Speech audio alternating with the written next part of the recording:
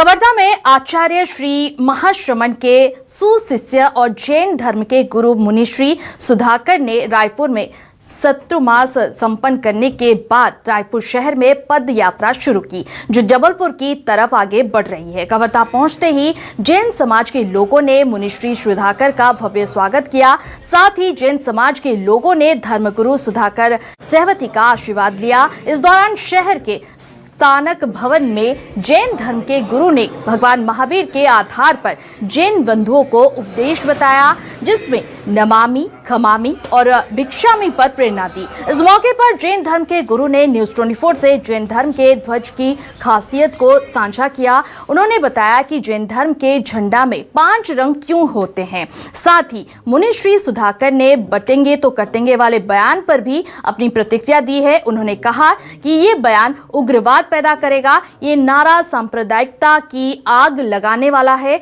नारा ऐसा होना चाहिए जो सकारात्मक प्रेरणा दे, जो जोड़ने का काम करे। वो जो 5 रंग है, आप देख रहे होंगे कि नमस्कार महामंत्र जो जैन धर्म का मूल महामंत्र है, उस महामंत्र में 5 पद आते हैं। अरिहंत, सिद्ध, आचार्य, उपाध्याय और साधु। और उन 5 रंगों में उन 5 महान आत्माओं का एक कहना चाहिए कि मिश्रण या उनकी एक अनुभूति उस ध्वज के अंदर छुपी हुई है। और ध्वज किसी भी संस्था के लिए, किसी भी संघ के लिए अपने आप में एक सिर मोर का कार्य करता है। नहीं कटेंगे बटेंगे तो कटेंगे, ये बयान ऐसा है जो उग्रवाद पैदा करेगा। ये बयान ऐसा है जो सांप्रदायवाद की आग को जलाएगा। हमारा स्लोगन ऐसा होना चाहिए कि वो स्लोगन सकारात्मक प्रेरणा दे कि नकारात्मक प्रेरणा दे। स्लोगन ऐसा हो जो जोड़ने का काम करे, न कि तोड़ने का काम करे। हम बंटेंगे तो कटेंगे, ये तो सांप्रदायवाद की आग लगाने जैसा एक स्लोगन हो गया।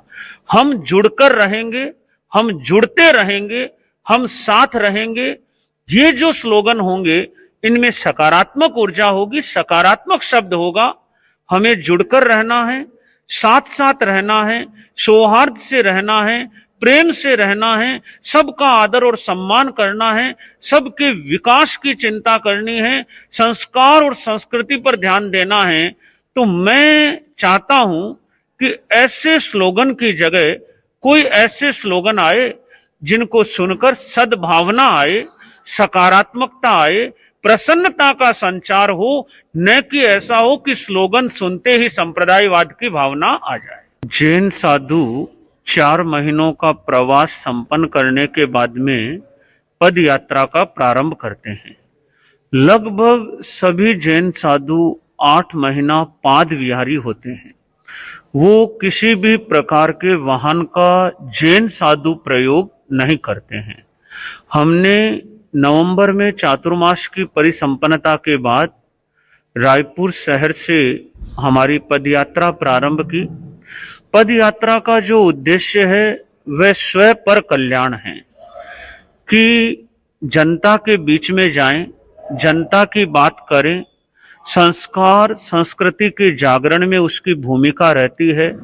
हम मुख्य रूप से नशा मुक्ति की प्रेरणा गांवों में देते हैं। आपस में सद्भावना रहे, प्रेम रहे, सौहार्द रहे, ये हमारा मुख्य लक्ष्य रहता है।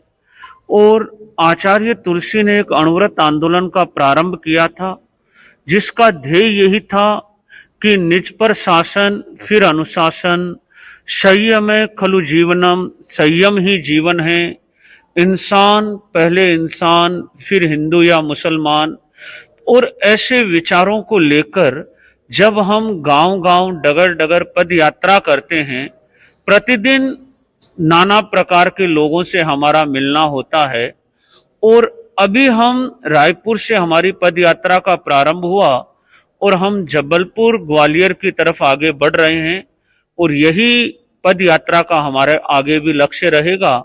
और आज कवर्धा जैन स्थानक में जैन बंधुओं के मध्य भी हमारा प्रवचन हुआ।